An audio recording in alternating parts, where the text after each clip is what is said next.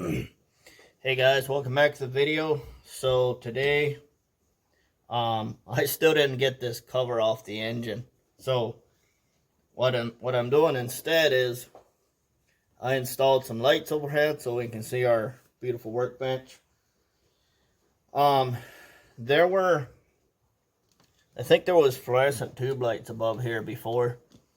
They were kind of just there was boxes and stuff stacked here from the previous owner moving out, and the fluorescent lights were laying on top. So one fluorescent light's over above my workbench, and then the other bulbs were broke. So I just wired in some little Chinese, what are they called? E26 or something.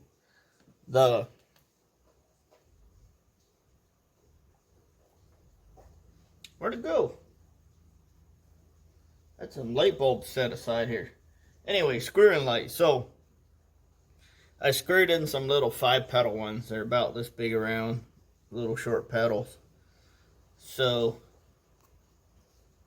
I mean, I could tip it up, but doesn't look like much. So anyway, the point is, we did some things, we got light. So, this is the last valve. I'm taking the keeper out. So, one of the concerns I have is about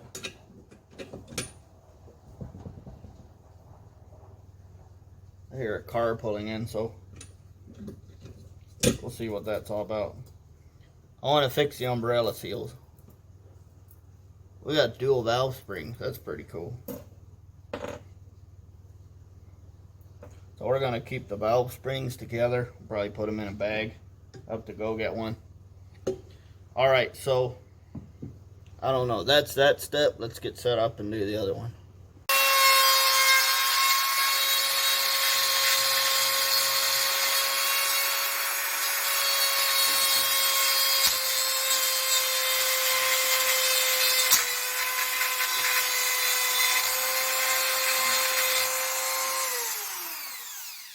Oh, hey there.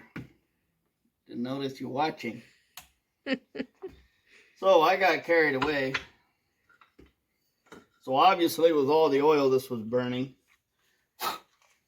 the whole exhaust was coked. Same with the valves. So we got the valves cleaned up with a wire wheel. I think we'll recut the seats on these. So I've been working on, well, cleaning it. And then I moved on to doing some porting, and now we have some polishing, kind of blending the intake side of the intake tract and trying to enlarge it and smooth out some of the flows in the exhaust. So we got a lot of polishing to do here. I'm not sure how far I get. I've already ruined a couple of these little felt balls or felt wheels. So we'll see how far we get on that.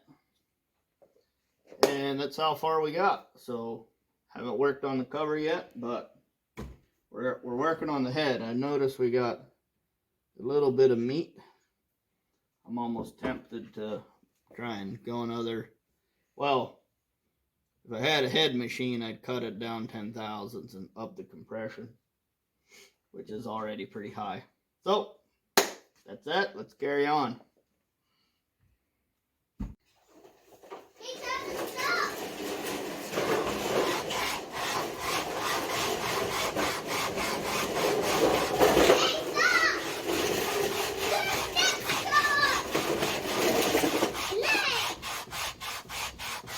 Alright, Roy, for a minute.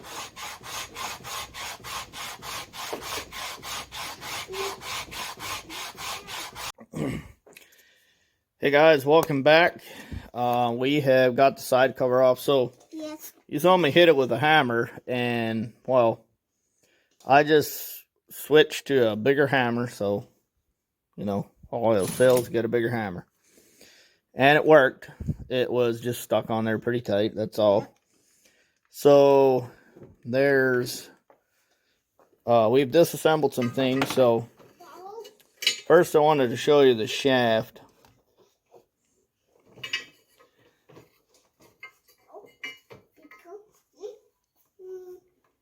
Yeah, not a lot of threads on that. Over here. And here's the nut. I think the nut's gone. So is the shaft. It's junk. The timing chain. Yeah, and this one is really floppy. Starter chain. Both chains are incredibly loose. Yeah. So I think we owe it to ourselves to take the clutch apart. This is the shifter. The other thing is, I'm not sure what this is. I think this is something else. But look what's hiding in our centrifuge. Yeah. Two little metal caps. Here's the other one. Yeah. And, well, obviously they don't come far. Well, here's where they come from. Yeah, there. They're the heads on the metal pins that hold the shoes in. And then there was some small pieces of shoe that turn up in there. So I don't know. I'll have to look at a new shoe and see how worn these are.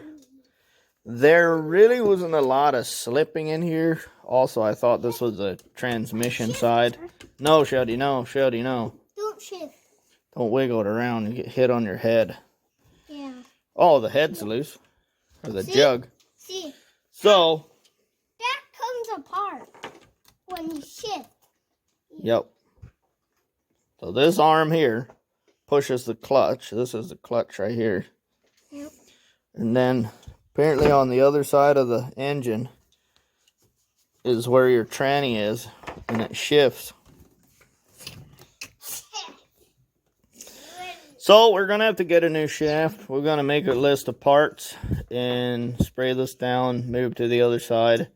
Going to pull the clutch out, check on the pads, make sure that, that we're ordering the right pads. Yep. So I thought I detected like a third gear slip in this, but really no slip in fifth or any of the higher gears. So I think the trans is pretty stout the way it is. Probably okay if I didn't do anything about it. It might last a couple more years the way it is. So I'll have a think about that, and we're going to clean the centrifuge and move on to the other side. Maybe get some soap sprayed on this. There was some junk in the bottom of here. Yeah, I see. I think it's mostly, What? I don't know, maybe it's dirt. Yeah. I thought it was mostly bits from the clutch. So maybe we should change the pads before they completely disintegrate. So, try and wash this out, take the other side apart, maybe take the cylinder apart, the jug. I got done flattening the head. Yeah. We milled it. I think we took 5 or 10 thousandths off. It had 150 pounds of compression, so I didn't want to go all hog wild. And I got smart. I covered it with masking tape for storage. So once we're done with that, we can remove it with acetone, the glue. And yeah, we're going to get dug right into this. Yep. Alright guys, I think this is going to be a long series, and I found a guy on YouTube that does a reassembly video, so I have never gotten this deep into the working parts, so I'm working on the air presser. Go check out his video. We're going to have to get a new timing chain. We're going to have to get a new crankshaft too. The threads on the other end, the reverse threads, are all messed up. So, this is going to be a big process. We're still trying to understand why this wants to hop out of first gear. The matter of fact is, the transmission is really simple. So this star wheel here basically selects each gear. There's a cam arm with a spring with a roller. This guy here puts tension onto the star wheel, and that's really it. The rest of this is really similar to a Peerless lawnmower transmission, except it's shifted by the shift drum. So okay, that right there is reverse. No.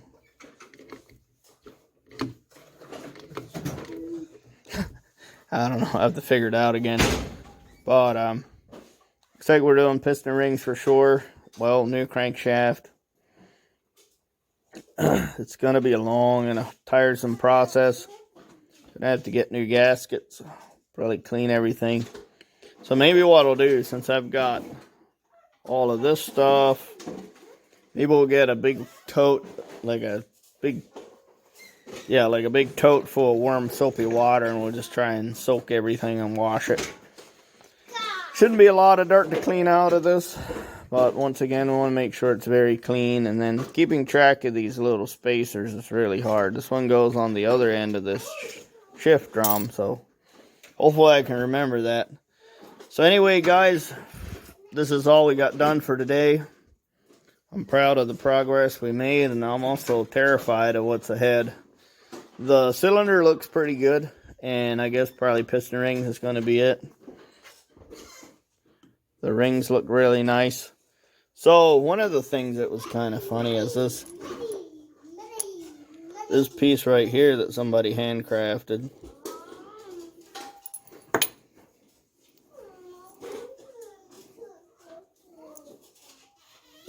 I'm going to guess it's because somebody lost a part. So the one side of the engine is in this bin, and then the other side of the engine is in this bin. So hopefully it'll keep some resemblance of order. Anyway, guys, I'm terrified. I've never dug it this deep into an engine. I kind of did with the ATC 200E. That's working beautifully now. So hopefully, I hope and pray that I can get through this okay. So that's going to be it, guys. This might make an episode, it might not, but I want to keep pushing out the content for you guys. Anyway, we're going to tear it into it tomorrow. Thanks for watching. We'll see you in the next one.